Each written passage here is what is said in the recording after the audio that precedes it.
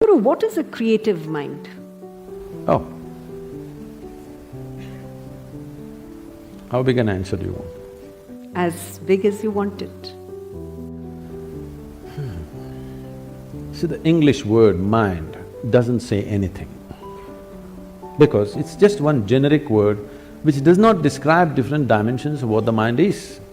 Mind is not just one something sitting here and doing something, okay? There is really no such thing as mind. In the yogic culture, there is no mind.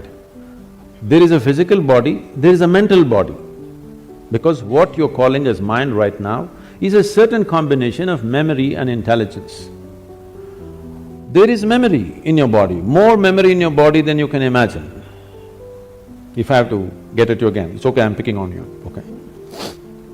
You definitely don't remember how your great-great-great-great-great-grandmother looked like, but her nose is sitting on your face right now. Yes? You don't remember a thing consciously, but your body remembers 100%.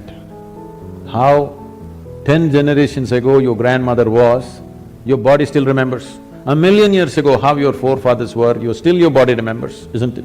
It's not forgotten and it's not going to forget. Your mind is not capable of this kind of memory. Your body has 1,000,000,000,000 times more memory than your so-called brain. This whole shift towards the brain and intellectual process is a European malice. They gave too much significance to thought.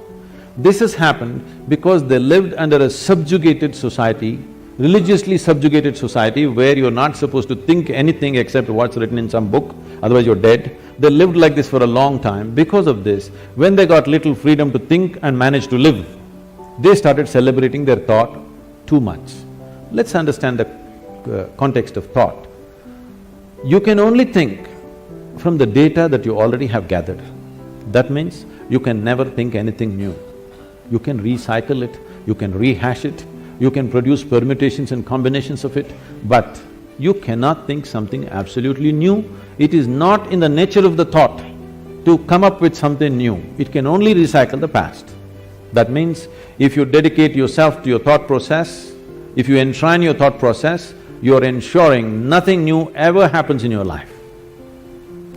So thought need not be celebrated like this. That's why in this culture, thought has never been given so much significance. What you think is your psychological drama. We don't think much about that because it's your drama. Your drama is important for you, somebody else's drama is important for them. Everybody thinks their drama is the most important drama in the universe. This is everybody's experience because they're so identified with their own psychological drama. This psychological drama should not determine the nature of your life, because this is just a small happening compared to the life process. Life is a much deeper intelligence than intellect. We can look at… the yogic system looks at the mind as 16 parts. Those 16 parts are further broken and they're taken up to 84,000 parts. But now if I talk about 84,000, already there's a segment which says no, so I will make it 4. I'm taking away 80, okay? I'm being fair to you. Only 4. 4 fundamental parts. One is the intellect, which we have in modern world, in today's world, we are unnecessarily giving too much significance to intellect and we will pay an enormous price for this.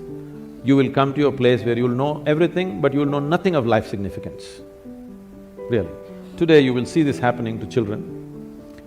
For the first time, this generation you see, 10, 11-year-old or 12-year-old children, they look bored. When you were 10, 11, you did not know what is boredom, it was not possible. It was too exciting to be alive and looking around. You will see 10, 12-year-old children all looking bored because they've seen the cosmos through their phone screen. They know it all. And especially in the Western countries, you will see this happening at 8, 10. They're really bored, you will see in the school buses, they're all sitting there. Bored. Because by the time you're 12, you already had one love affair, you know what is a break, you know how to all this recover from that, you tasted alcohol, you've seen this, probably you've gone into all kinds of physical things, and you know the cosmos, what more? By the time you're 15, there's really no purpose for you to exist for many of them. You should not be surprised if this culture continues I'm not saying this is a prediction, it is something that I see beginning to happen. In another 50 or 100 years' time, if 25 to 50% of the people commit suicide, you should not be surprised, because life needs some exuberance. If too much information happens to you without experience, that exuberance will be gone and a false sense of knowing becomes so strong in you. This is the danger of intellect, because intellect wants to dissect everything. Intellect is like a scalpel, the sharper it is, the better it is, it wants to dissect and know. Dissection works with some things, not with all aspects of life.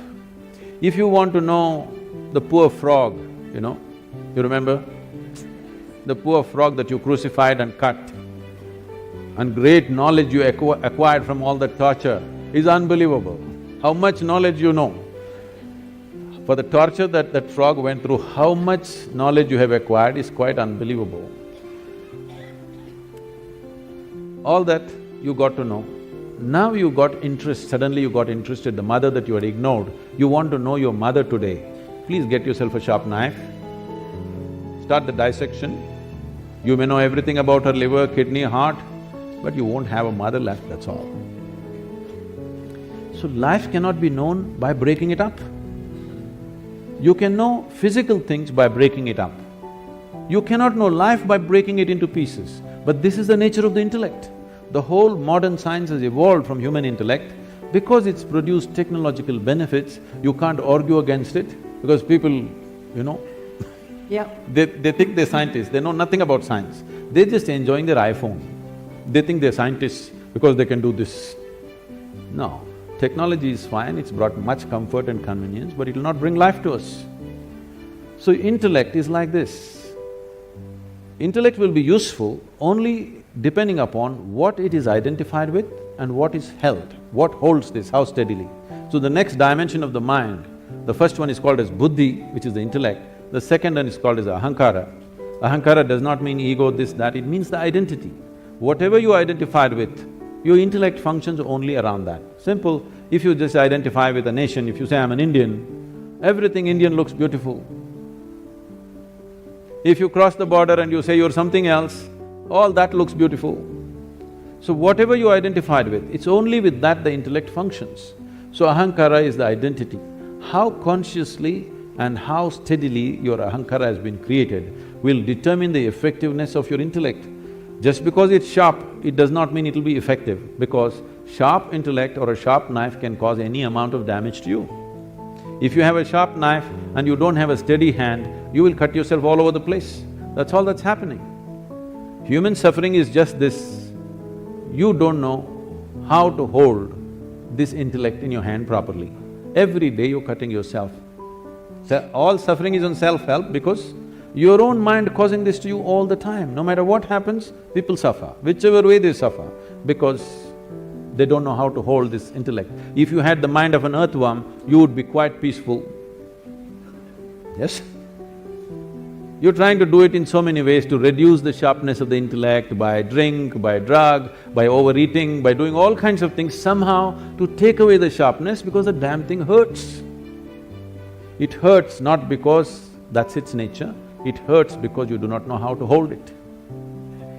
The next dimension of the mind is called as manas, which is a huge volume of memory. It is not here or there, entire body carries memory.